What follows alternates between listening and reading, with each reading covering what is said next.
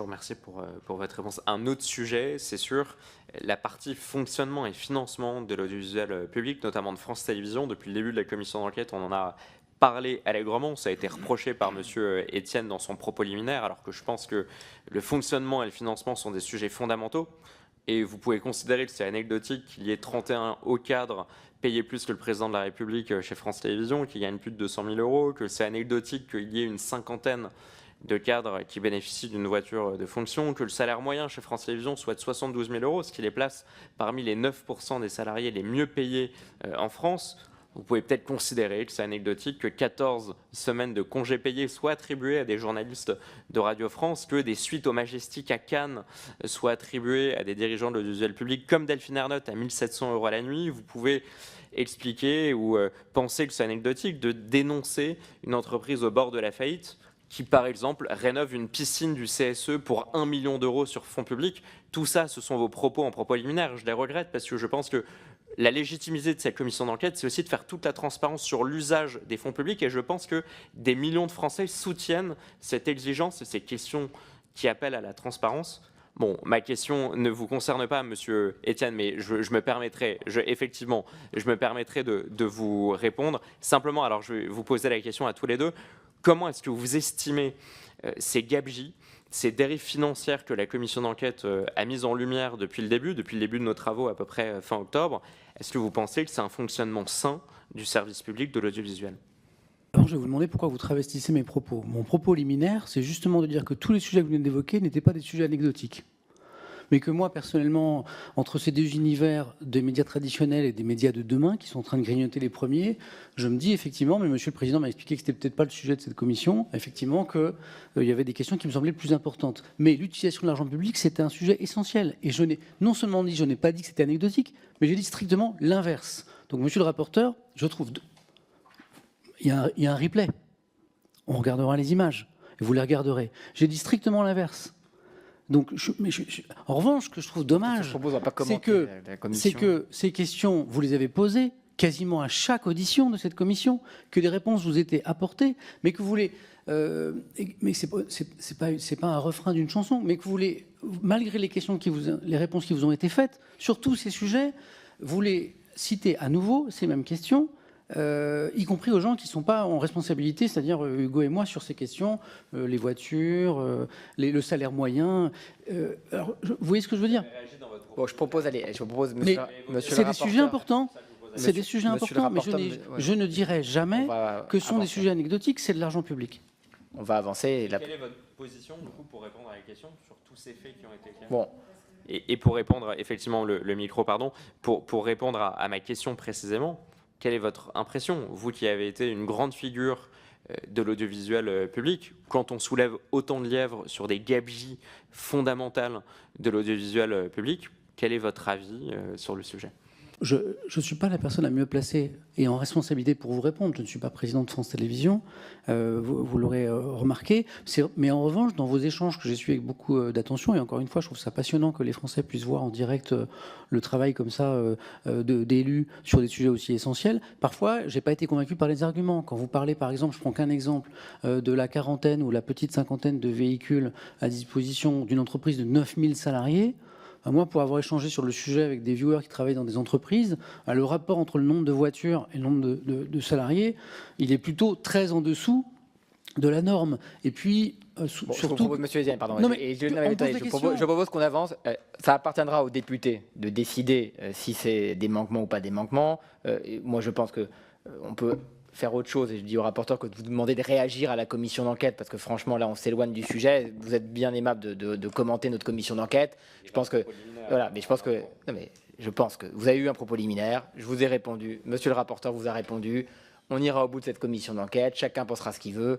Moi, je pense que 54 salariés qui ont une voiture de fonction alors qu'ils travaillent à Paris, qui vivent pour la plupart à Paris, ça peut poser question, y compris pour un adjoint au maire qui s'en sert à titre politique et à titre personnel et qui n'a pas été capable de nous répondre sur l'utilisation de son véhicule. Maintenant, on ne va pas faire toute la commission d'enquête pour parler de la manière dont vous jugez cette commission d'enquête. Et si le rapporteur l'accepte, je propose qu'on a plein de questions à vous poser. Très bien, mais dans ce cas, ne me posez pas la question. Mais c'est pour ça que mon intervention ne vous visait pas absolument, et je propose au rapporteur et à vous d'avancer, et on a des questions à vous poser pour mieux comprendre. la manière dont l'audiovisuel public fonctionne. Je pense que c'est l'objet de cette commission, plutôt que de la commenter. Merci, Monsieur le Président. Non, si je vous pose cette question, c'est aussi pour pouvoir étudier la conciliation entre vos engagements de journalistes et notamment parfois de militants, notamment écologistes, et ce qu'on a pu découvrir. J'ai pu lire une interview de vous, Monsieur Clément, le 15 juillet 2022 dans le magazine Elle, qui vous interroge sur le dernier geste green que vous avez adopté. Vous expliquez alors, je vous cite, « J'ai complètement arrêté de prendre l'avion pour mes déplacements personnels. Je m'applique cette discipline, quitte à ce que ce soit galère. Ce n'est pas un petit geste, car quand vous prenez l'avion régulièrement, c'est la chose qui pèse le plus lourd. » Fin de la citation. On a pu voir que dans les comptes de votre émission Sur le Front, une émission écolo que vous produisez, que vous animez pour France 2, il y a quand même des factures qui interpellent, notamment, je vais citer un ordre de grandeur. Parce qu'on m'explique qu'il ne faut pas que je donne des montants trop précis pour éviter de violer, soi-disant, le secret des affaires qui ne tient pas, en tout cas, dans l'ordonnance de 1958. Mais en tout cas, sur les billets d'avion, il y a à peu près une centaine de milliers d'euros pour cette émission Sur le Front qui a été facturée, dont notamment près de 20 000 euros de vol interne, de vol français. Par exemple, on ne trouve aucune facture qui concerne des dépenses de train. Il y en a aussi de location de véhicules.